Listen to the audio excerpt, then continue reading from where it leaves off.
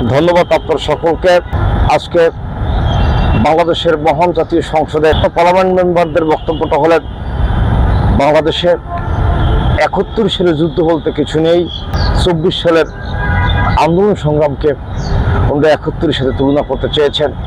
কিন্তু অত্যন্ত দুঃখের সাথে বলতে হয়, ইতিহাসকে বিকৃত করা কশিনকালেও সম্ভব নয়। ইতিহাস তার নিজ গতিতে চলবে। ১৯৭০ সালের নির্বাচনের পরে পাকিস্তান থেকে এ দেশকে সেপারেট করার জন্য তৎকালীন সময় যে আন্দোলন করেছিলেন সেইটা হলেন ১৯৭১ আন্দোলন, এবং ২৪ সালের আন্দোলনটা একটি সরকার পতনের আন্দোলন, এটা একটা দেশ বিভক্তির আন্দোলন এবং একটি সরকার পতনের আন্দোলন এক হইতে পারে না বিদায়।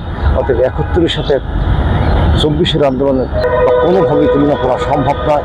এবং আমার গণমানুষের কাছে বক্তব্যটা হলেন, ৭১ একটি দেশ বিভক্তির বিষয় ছিল। বাংলাদেশ নামে একটি দেশ বিশ্বের মানচিত্রে তখন ছিলেন না, এবং ৭১ স্বাধীনতা যুদ্ধের পরেই এই দেশটা বাংলাদেশ নামে একটি দেশ নামে রূপান্তরিত হয়েছিলেন। অর্থাৎ ৭১ যে স্বাধীনতা যুদ্ধ সংগ্রাম ছিলেন আর ২৪ সংগ্রামটা এক নয়। ২৪ সংগ্রাম ছিল একটি সরকার পতনের আন্দোলন।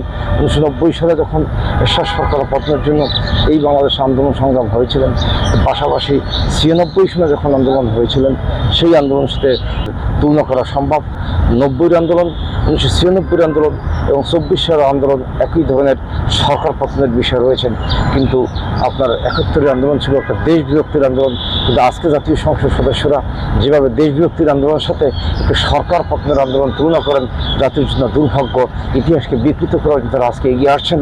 ইতিহাসকে বিকৃত না করে বরং সঠিক ইতিহাসকে রচিত করার জন্য উদ্যোক্তা আহ্বান করে আমি আমার সংক্ষিপ্ত বক্তব্য শেষ করার পূর্বে পুনরায় বলতে চাচ্ছি, ইতিহাসকে বিকৃত করা সম্ভব নয়। ৭১ ছিল একটা দেশ বিভক্তির আন্দোলন আর ২৪ ছিল এক সরকার পতনের আন্দোলন।